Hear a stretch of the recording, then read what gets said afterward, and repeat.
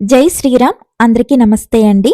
నేను మేఘనారెడ్డి. ఈరోజు మన ఛానల్ ద్వారా కరీంనగర్లో అంజనాద్రి క్షేత్ర ప్రాంగణంలో ఉన్న శ్రీ లక్ష్మీ గణపతి ఆలయంలో అంగారక చతుర్థి వేడుకలు అత్యంత వైభవంగా జరిగాయండి. మంగళవారంతో కూడుకున్న చతుర్థిని అంగారక చతుర్థి అని అంటారు అనమాట.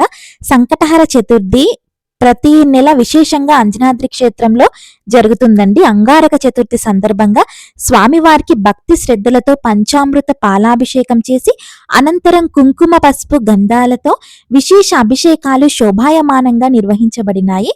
ఈ పూజా కార్యక్రమంలో భక్తులు కూడా అధిక సంఖ్యలో పాల్గొని స్వామివారి కృపకు పాత్రులయ్యారండి. ఎటు చూసినా కూడా గణేశుని నామస్మరణతోనే అంజనాద్రి క్షేత్రం అంతా మారుమోగిందండి.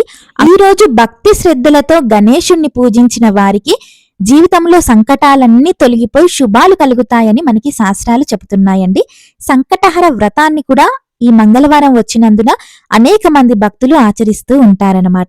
స్వామివారి అభిషేకాన్ని చూసినా స్వామివారి పూజను తిలకించినా కూడా ఎంతో పుణ్యప్రదంగా భావిస్తారు అన్నమాట.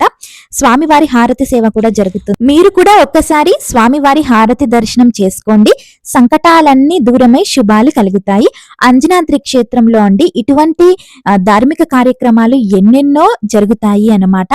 అంజనాద్రి క్షేత్ర అడ్రస్ ని నేను డిస్క్రిప్షన్ బాక్స్ లో కామెంట్ సెక్షన్ లో అదే విధంగా స్క్రీన్ పైన కూడా డిస్ప్లే చేస్తాను.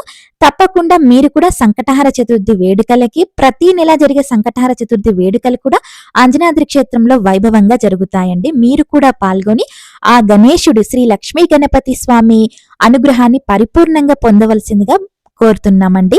ఈ విశేష కార్యక్రమంలో అంజనాద్రి క్షేత్ర పెద్దలు శ్రీ చిలకపాటి హనుమంతరావు గారి దంపతులు, ప్రధాన అర్చకులు శ్రీ రామకృష్ణ శర్మ గారు పాల్గొని కార్యక్రమాన్ని విజయవంతం చేశారండి. భక్తులు కూడా అధిక సంఖ్యలో పాల్గొని స్వామివారిని దర్శించుకోవడం జరిగింది.